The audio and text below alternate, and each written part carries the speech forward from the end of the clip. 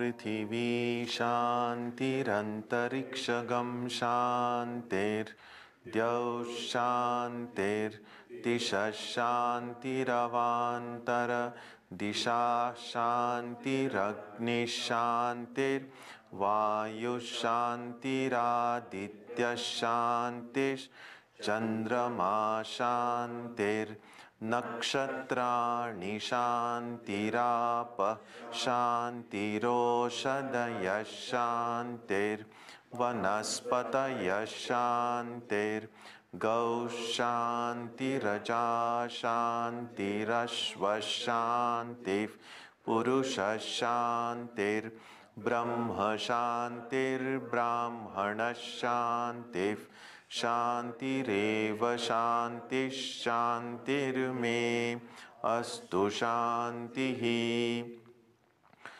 May there be peace on earth and in the sky. May there be peace in the water and in all directions. May there be peace in the plants, in the trees, and in animals. May there be peace in the hearts of all beings. May there be peace in everyone and in everything. Sarvetra sukhinas santu, sarve santu niramayaha, sarve bhadrani pashyantu, ma kaschid dukkha bhag bhavet, sarvastaratu durgani, sarvo bhadrani pashyatu, sarvas sadbuddhimapnotu, sarvas sarvatra nandatu. May all be happy and healthy. May all see what is good, and may no one experience misery. May all overcome their obstacles and acquire good tendencies. May people everywhere find joy and fulfillment.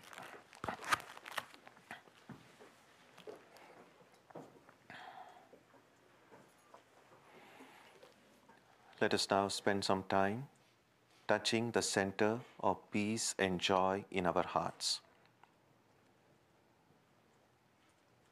A good way to begin the practice is to withdraw the scattered energies of the mind and bring them to rest on one point. That point can be our own breathing. Let us therefore practice breathing with awareness. As we breathe in, let us visualize that our body and mind are being filled with love, strength, and compassion. And as we breathe out, let us release all the stress, anxiety, and exhaustion in the body and mind. Let us practice this way for a while.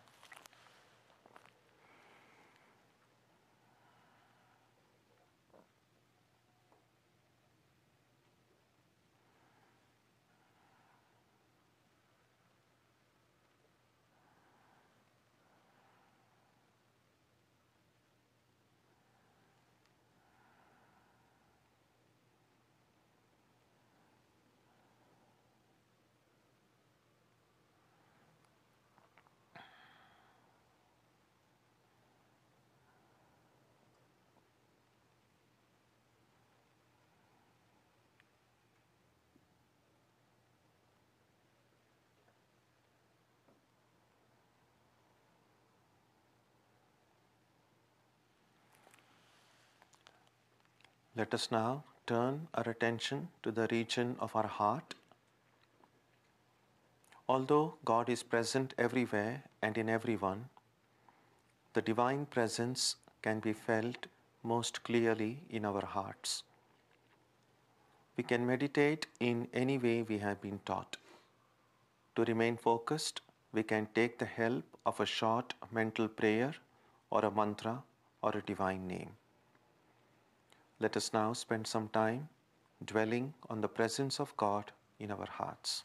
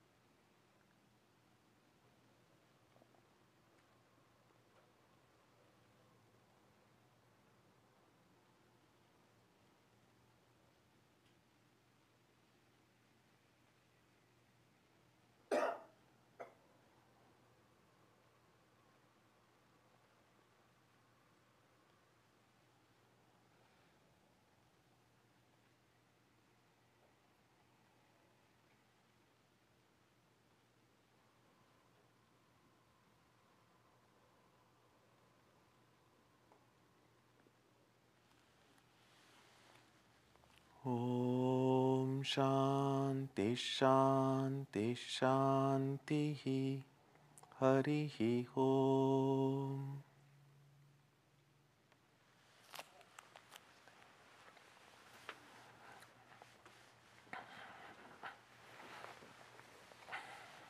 We will sing Ajni Premananda on page 43 and 44.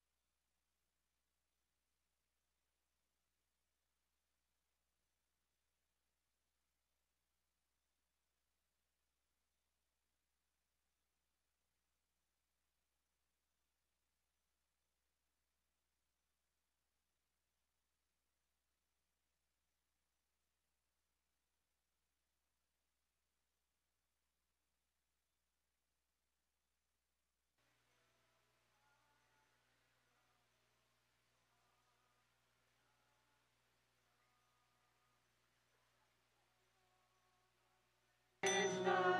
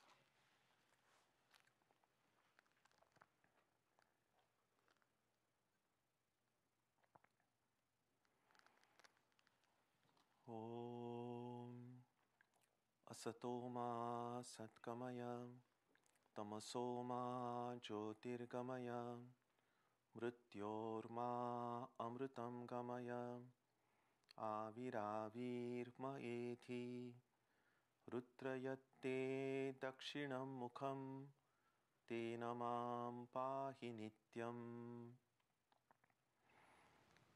May the Divine lead us from the unreal to the real, from darkness to light, from death to immortality. May the Divine Consciousness fill our hearts and protect us.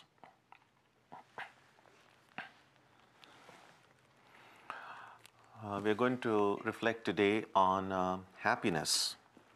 That is one thing we all want. We may not agree on many things in life, but there's one thing, no matter what age group we belong to or which part of the world we come from, what our varied backgrounds are, we all want to be happy. There may be some crazy person who might say, I want to be unhappy, but all normal people would, I think, agree that we want to be happy. In Vedanta, the state of enlightenment is often described as the experience which is totally free from all sorrow and filled with supreme happiness. Now, we do have sorrow and happiness even in our present unenlightened state, but it goes back and forth. We are happy. There are things which make us happy in life, and there are things which make us miserable in life.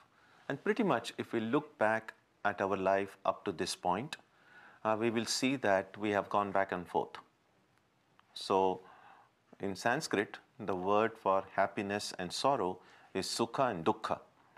So, it goes, our life is punctuated by both.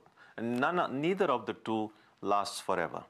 So, while the going is good, we are happy, doesn't remain for too long, then we become miserable. But that doesn't remain for too long either.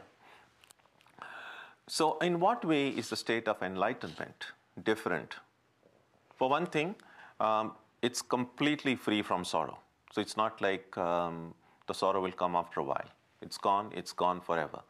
And so sometimes the word that is used in Vedanta texts is not just the removal of sorrow, but removal of the sorrow with its roots. We know that if you just cut a tree, just a few branches, it will grow up again.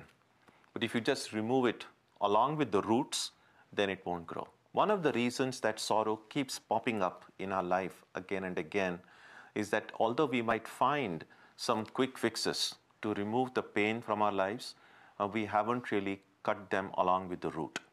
So what the state of enlightenment does is to eliminate the source of all suffering. So it goes forever. And then it brings us happiness. And sometimes they use the word unalloyed happiness. Unalloyed in the sense it's not punctuated by sorrow, but it's supreme. It's superior in every way to the kind of happiness we might have experienced up to this point. So that's one way in which spiritual enlightenment is described in Vedanta texts.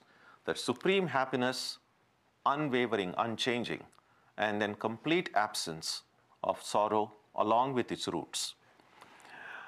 In a more secular level, we are familiar with the famous passage from our own Declaration of Independence.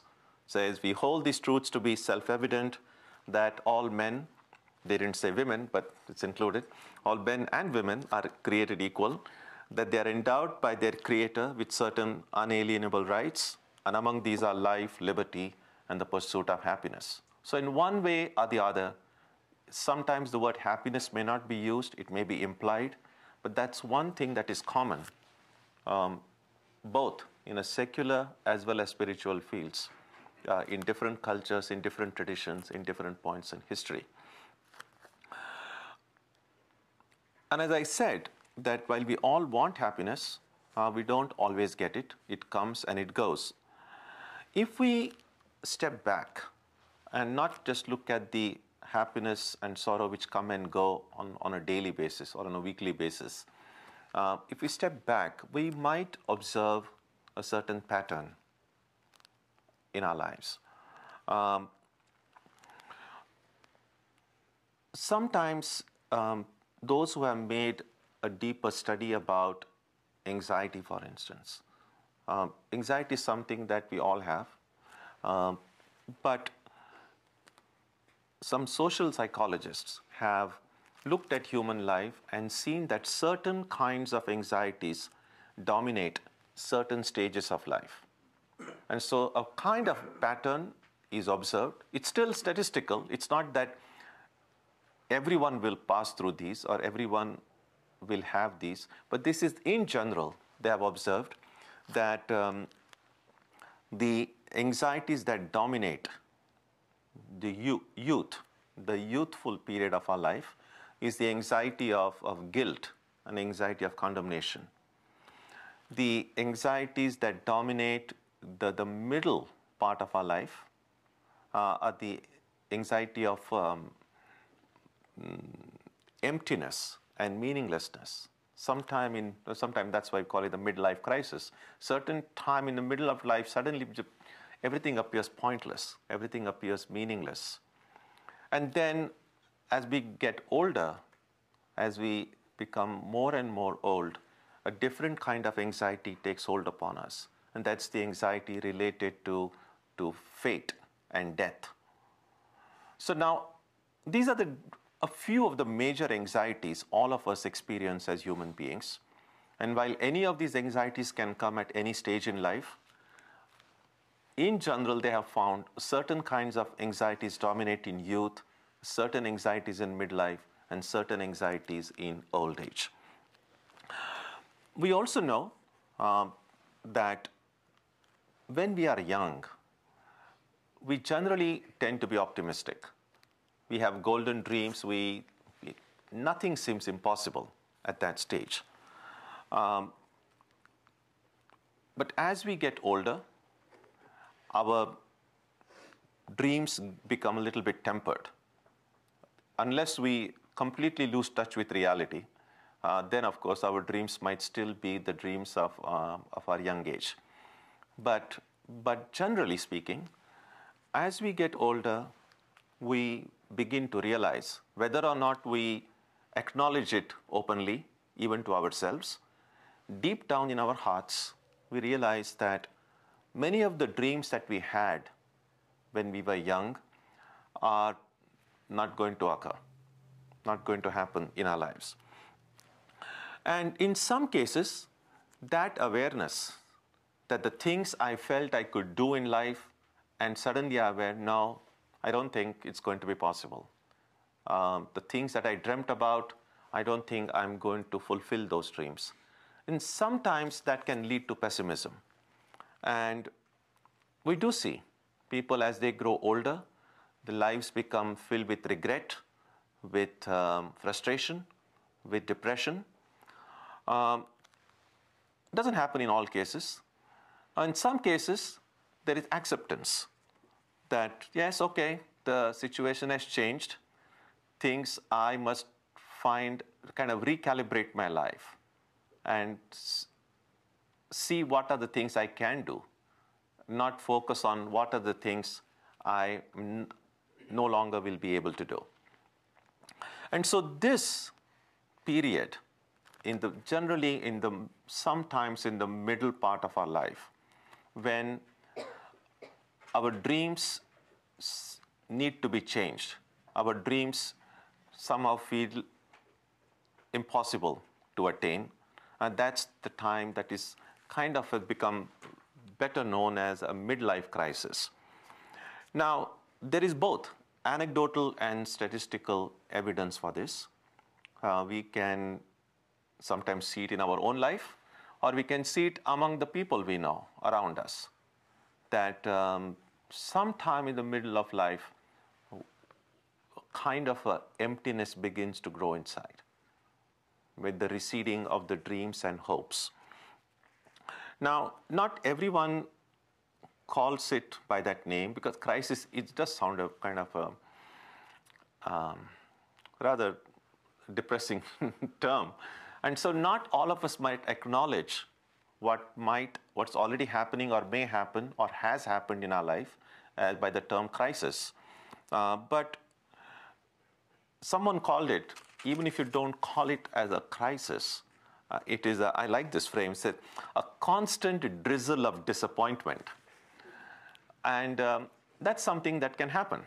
And if we are realistic, if we are honest to ourselves, we see that there are things that are going to disappoint us in life. And if this kind of disappointment keeps on coming one after another, with no, it's like you just keep on getting bad news and don't get any good news at all. That's going to make anybody frustrated and angry and sad and depressed.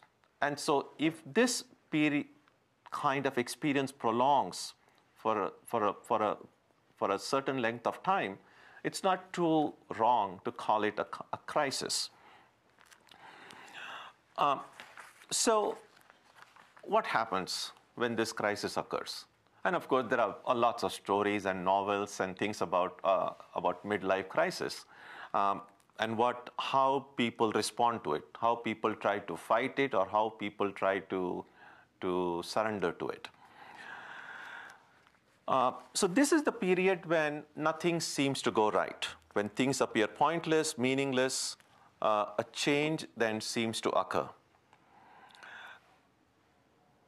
If we can hold our own somehow muddle our way through this midlife situation, then things begin to change. That is what has been observed through surveys done all over the world in different countries. The disappointment that seems to dominate in our midlife, somehow gradually begins to disappear. One writer named Donald Ritchie described the experience in this way. I like the way he put it. He says, midlife crisis begins sometime in your 40s when you look at your life and think, is this all? And it ends about 10 years later when you look at your life again and think, actually, this is pretty good. Now, there is nothing mathematical about this. It doesn't necessarily have to, the actual age may vary. It doesn't necessarily begin at 40 and end at 50. But somewhere around that period, this kind of a question comes. Like, is this all? Is this basically what life is about? Is this what I had dreamt life to be?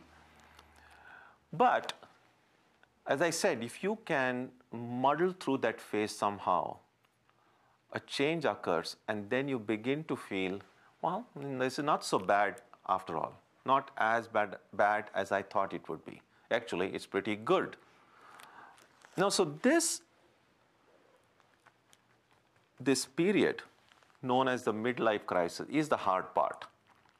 But good news about this is that it's not all downhill from there. For many people, midlife crisis is usually a transition to something better, perhaps something closer to wisdom. Now that is when this upward curve begins. That's how this happiness U curve, the term. So yes, there's this happiness kind of, when you come into midlife, it somehow seems to go down. But luckily, since it's a U, after some time, after this lowest point is reached, then it begins to go up. Again, this is extensive surveys done with people in all parts of the world, among the developed countries, among the developing countries, among the poorer sections of humanity, and among the wealthier sections of humanity. And everywhere, the studies have shown that people's satisfaction with their life increases on average from their early 50s on through their 60s and 70s and even beyond, until disability and final illness may change the situation in some cases. So this is something that I would like to reflect on a little bit more, that how our happiness seems to go down. There is a crisis somewhere in the middle, but then it all begins to go up again. What are the causes? Why does this occur? Why should it occur? And how does it happen?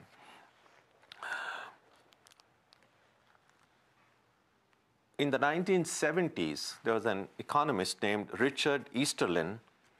He did some extensive surveys and found that beyond a certain limit, countries do not get happier as they become richer. So this is the conventional wisdom, is that the more the money I have, more the wealth I have, the happier I will be. Not entirely untrue. We see that the developed world, the so-called prosperous countries, or people who have more means to get what they want, generally seem to be happier than people who do not have such means. But there is a kind of a limit. Once that limit is reached, then more money or more wealth need not automatically mean more happiness. So once that link between wealth and happiness was found to be limited, the focus turned on the human well-being, not simply on wealth. A branch then emerged, and some of you may have heard this name. It is called happiness economics, which studied the relationship between work and happiness. Now, I said this was something that was discovered by an economist in the 1970s, but actually it's nothing new. It just feels new because it was quantified and measured scientifically. And it might seem to be therefore a new discovery. But Vedanta and some of the other philosophies have known this for ages, that not only theoretically, but in practice, our happiness, our level of contentment has nothing to do with our possessions or with the wealth that we have. So the relationship between work and happiness is what Karma Yoga is really all about. And we have had opportunities to look at and study Karma Yoga on several times in the classes and the lectures here. So this is just to keep in mind that a lot of these things which might seem to be based on the recent surveys, some of these ancient ways of thinking have already arrived at, although they didn't do it in what today we might call a scientific manner. They didn't go about surveying people all over the world. But the insights that these people are arriving at now have been present with us in these ancient traditions. Now, this happiness U-curve is not limited to human beings. They have done surveys with chimpanzees and orangutans. Obviously, they couldn't ask them questions, but the people who are caring for them in zoos and looking at their responses, their behavior patterns, they found in the midlife of even chimpanzees how their behavior, their responses, changed.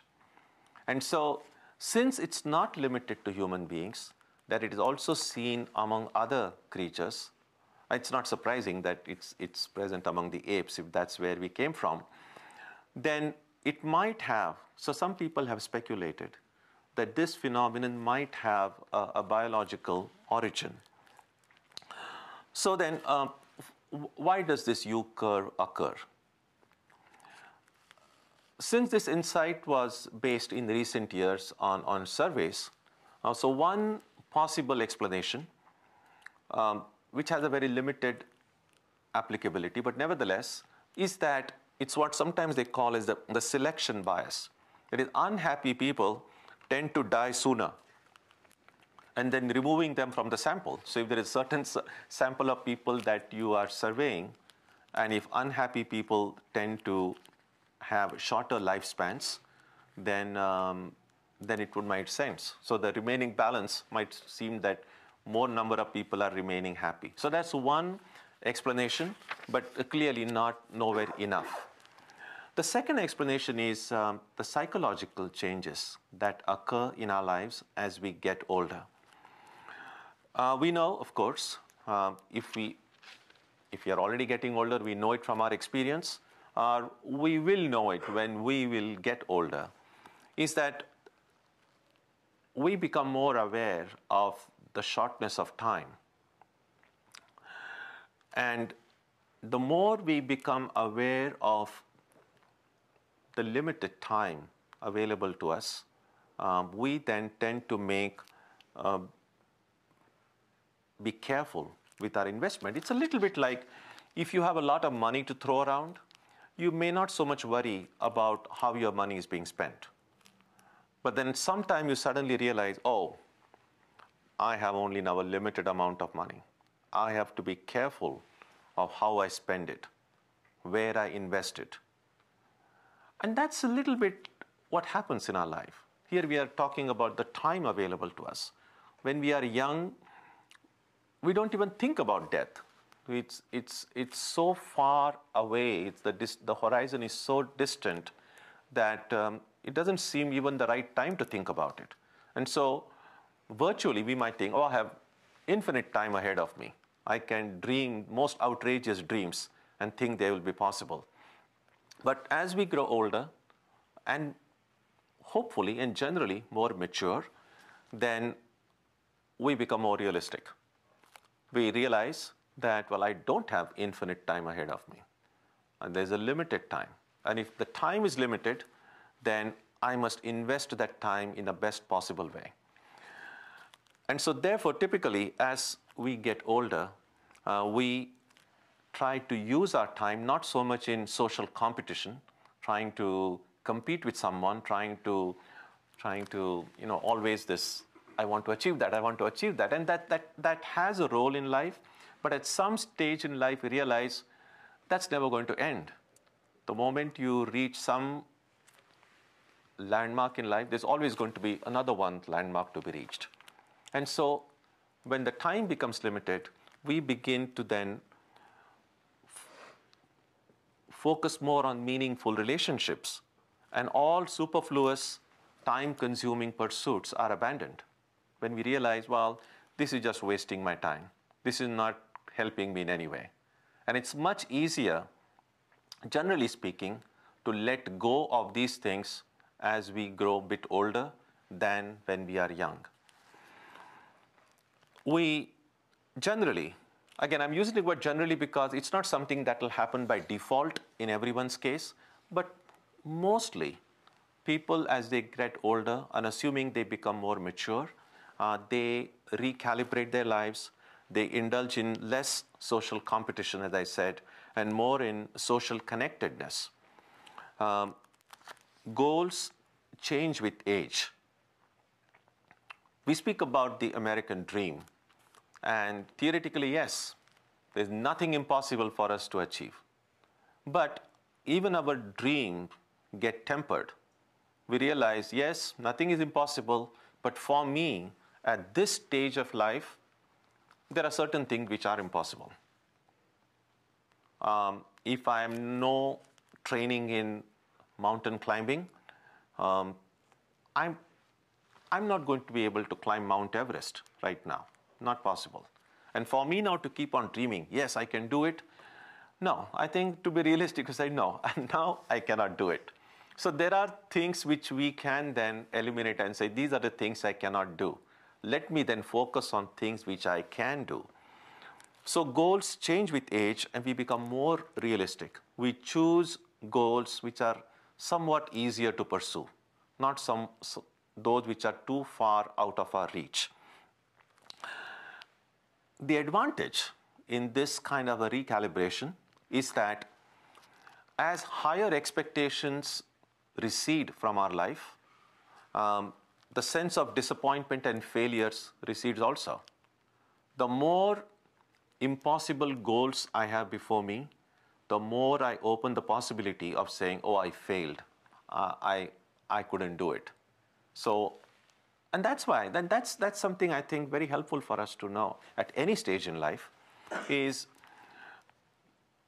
well, it's good to have an ideal, the highest ideal. We must also have some working intermediate goals ahead of us. Now, how do we set those goals? How do I set a goal in my life? If my goal is too easy to reach that's like fooling myself. If I say, well, I'm going to, now you have all these health kit apps to see how much you walk, how many steps you take, how many steps you have climbed, and so on. So now if you say, well, I'm going to now make sure that I'm going to walk 50 steps a day. Now that you say, oh, I've achieved my goal, but that's crazy. It's like anyone, 50 steps is not too difficult. On the other hand, if I say I'm going to walk 10 miles every day, may not be possible for all of us to do it every day. So then setting a realistic goal which is just out of reach, a goal for which I might have to push myself a bit harder and then attain it, that gives me a sense of achievement, but also pushes the boundary a little bit. So even setting a right goal needs some practice. A goal shouldn't be too easy. It shouldn't be completely out of reach. And that's what happens as we grow older. With our past experience and with some amount of wisdom life has taught us, we are able to set realistic goals. And because we have abandoned these impossible goals, the sense of disappointment also becomes less in life. And when disappointment becomes less in life, then there is a greater amount of contentment within us.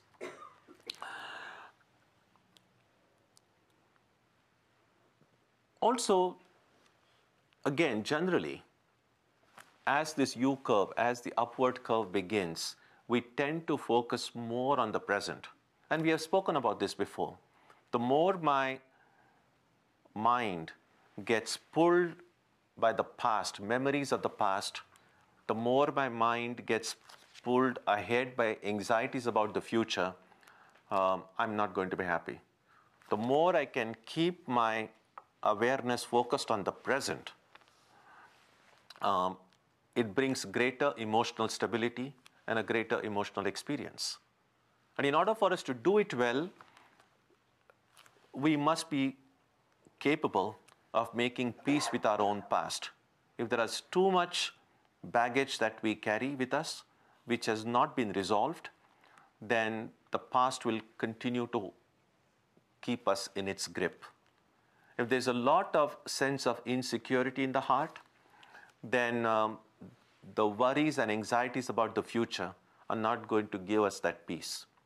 But if somehow we can handle the past and the future in an intelligent way, then we are able to focus on the present. And the more we are able to focus on the present, the greater the emotional stability and experience that people have. So these are the kind of psychological changes that occur in this phase of our life, which is what makes that U curve possible, which is how we are able to transition from this midlife crisis into a space which is actually much more satisfying. Those who have done research on happiness really say that this phase of our life, this U curve, once it begins to go upward, is probably the best period of our life. Even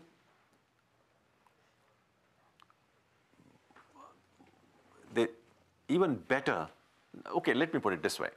Normally, we tend to think that the period of our youth is the period of fun and enjoyment. But at some stage in life, when we look back, if not now, then maybe after a few years, we will know from our own experience that this phase, when this U curve is going upward, is really a time when there is greater contentment, greater satisfaction, a greater stability than even the period of youth. Because while it might seem as if it's possible to have greater fun when we are young, but actually that period, apart from the anxiety of guilt and condemnation that I referred to before, there is a lot of anxiety, other kinds of anxiety as well. So this period after this midlife crisis is actually a more stable experience that people have. So these are the psychological changes that occur. Now, in neuroscientists, they have done some brain imaging experiments on older people who have passed through this midlife crisis. And then they have found that the responses shown by these people in this part of life have shown greater wisdom. Now, when you try to measure wisdom scientifically, it's always a problem. I mean, how do you measure wisdom? So they have to begin with some kind of definition. So they have equated wisdom with compassion, empathy, good social reasoning, decision-making, equanimity, tolerance, comfort with uncertainty and ambiguity. So these are the kind of parameters they set and did these extensive brain imaging experiments and found how do these people respond and contrasted that with people of other age groups and found that the people in this phase where this upward curve has begun have responded to these situations in a more mature way, showing greater wisdom in their lives. Someone said, as we grow older, we recognize that we don't have to have $5 reactions to nickel provocations. So our reactions are calibrated according to the provocation. Sometimes we find people tend to make a mountain out of a molehill. And that often happens when we are not able to gauge the worth or a value of something. But with age, again, experience and maturity shows us that yes, there are irritations in life, but there are minor irritations and there are major irritations. So I don't have to get majorly upset with only minor irritations. So we are able to then calibrate our responses well to the things that happen around us.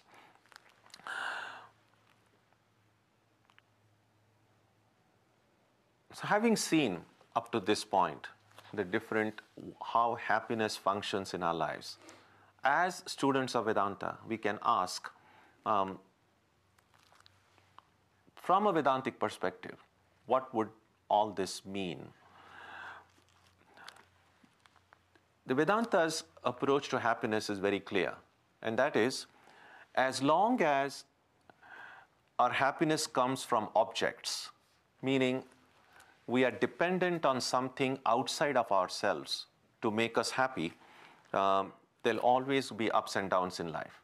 We can never expect to be evenly happy all the time if my happiness comes from anything outside of myself. And that makes sense, because if something comes from outside, if something is, let me put it this way, when happiness comes from things which are different from me, that happiness has to be limited, because things which are different from me can be taken away from me. If my happiness comes from ice cream, chocolate ice cream, that ice cream is, well, if I eat it, it's going to finish. I can go and buy some more, but that's going to finish also. And if I just go on eating a lot every day, then at some point my doctor is going to say you can't eat anymore. And so as long as my happiness comes from anything outside of me, whether it's food, people, places, whatever, it can never be eternal. It can never be unchanging. There'll always going to be ups and downs.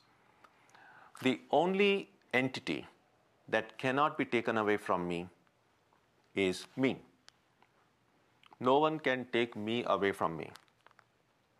So if my happiness comes from me, if my happiness comes from, I'm not even saying within me, because if it is within me, also it's not me. So the Atman, the spirit, the real me, that is the source of all power, all happiness, all freedom. Vivekananda once said, teach yourselves, teach everyone his real nature, Call upon the sleeping soul and see how it awakes. Power will come, glory will come, goodness will come, purity will come, and everything that is excellent will come when the sleeping soul is roused to self-conscious activity. The sleeping soul, what does the sleeping soul mean? Not when we are sleeping. We are actually sleeping right now.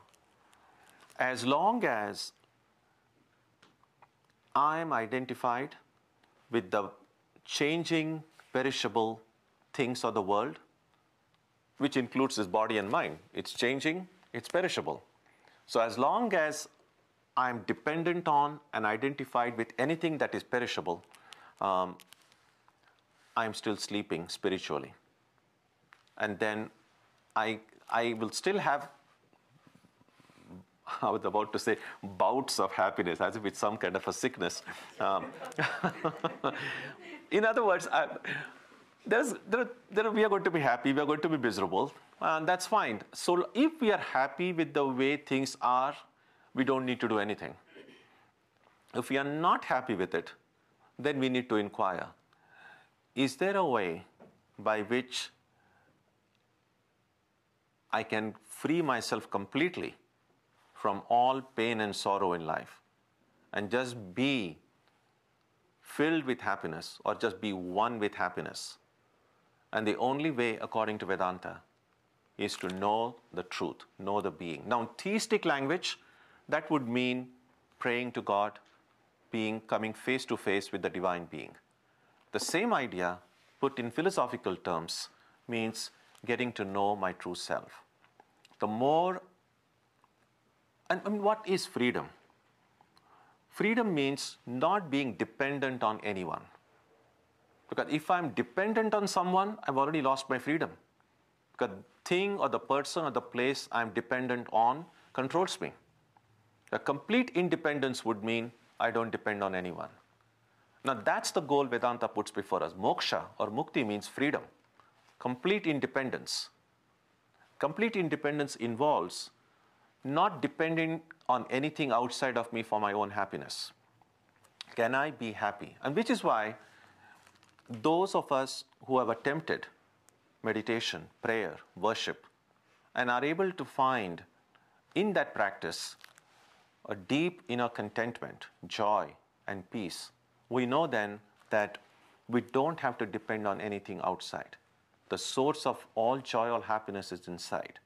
In fact, even when we think the happiness is coming from outside, it's really coming from inside. Only I'm just projecting it outside. And we have discussed this before. I'll just mention it very briefly.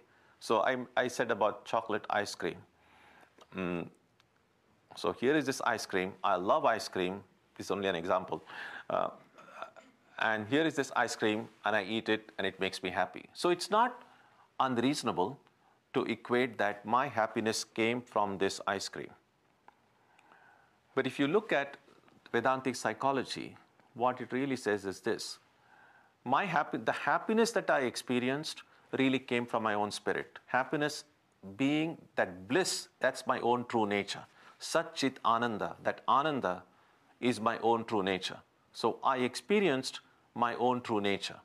But because I'm ignorant, because I'm not able to see things clearly, I'm mistaking that bliss which came from my own soul and thinking that it came from the ice cream. And the example that is sometimes given in Vedanta texts to illustrate this point is of a camel who is eating, say, from a thorny bush. And so trying to get all these leaves somewhere in desert, finds a thorny bush and is eating. And then because of the thorns, the thorns pierce the camel's lips and blood starts coming. And he's munching at the leaves and thinks, oh, finally I'm getting some juice out of it, and just relishing that juice. But really, that's the camel's own blood. But because the camel is not able to recognize that this wonderful juice that I'm eating is really my own blood, thinks that I'm really getting it from the leaves that I'm munching. So that's exactly how things are. There is only one source of happiness, and that is our own spirit. But because of our incorrect understanding, we attribute that source to things outside of us. And what Vedanta calls for us is to look inside and recognize that true source. So these are some of the things that are helpful to understand the role happiness plays in our lives, how, and we can kind of connect it to our own experience in our lives up to this point, both on a daily basis and also taken our life as a whole, of what role happiness and pain have played in our lives. And is there anything we can do to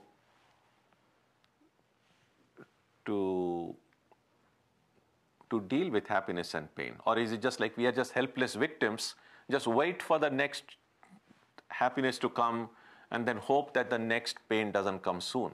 Is that all that we can do, just hope and worry? Or is there some kind of an active role we can take in order to reduce the pain and increase happiness?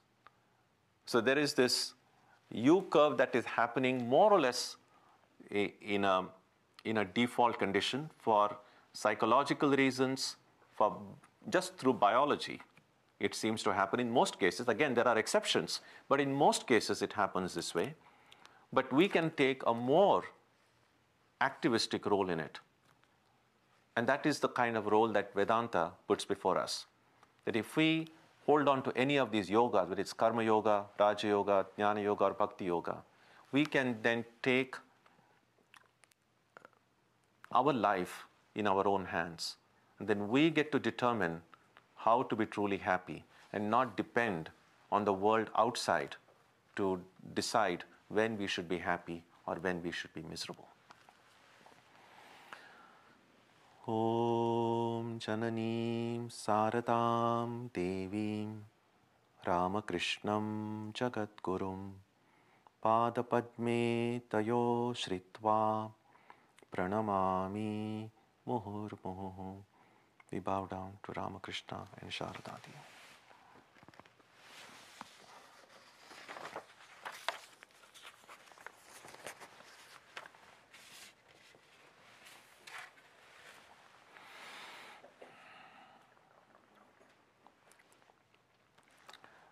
Next Sunday, we will have Antar Yoga as usual, a special program with prayer, spiritual readings, music, meditation, reflection, and so on. All of you are welcome, plus a birthday celebration for everyone born in February.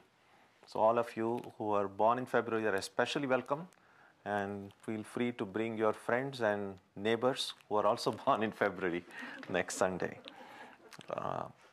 On Wednesday, now we'll have the Gita study as usual, and on Tuesday and Saturday, the meditation and Aarti as usual, provided there's no another storm on our way. So if the road conditions are bad, then just make sure that the event will be held before starting. Hopefully, at least now it's looking bright and sunny. Tomorrow, things might be different. Again, don't let your happiness depend on whether it's snow or rain. That's the thing. There is a nice Sanskrit verse which says, it goes like this: Tad dinam durdinam manne megha channam na durdinam yad dinam na harisanlapam katha piyusha varjitam. Literally translated, it means that day is a cloudy day is not a bad day. And we might change it to our situation. A snowy day, a day with blizzard and a nor'easter coming is not a bad day. Which is a bad day? That day spent when we have not thought about God even once. That is a bad day. So may we have as many good days as possible in this spiritual sense, because we really don't have control over the snow or rain or sunshine. So let's hold on to the things we do have control over. So let's conclude with a prayer on page 3 of the book.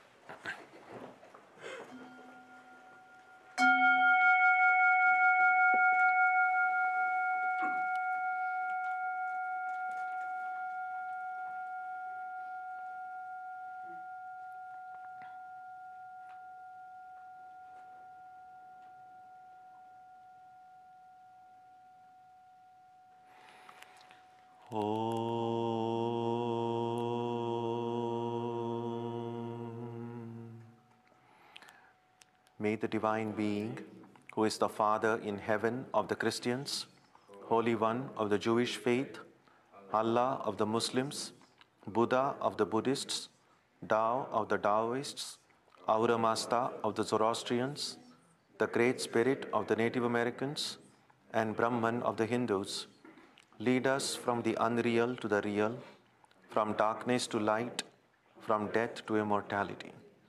May we be granted strength, freedom, and clear understanding. May we learn to see God in our own hearts and in everyone around us. May God bless us all and fill our hearts with gratitude, grace, and love. Om Shanti Shanti Shanti. Peace, peace, peace be unto all.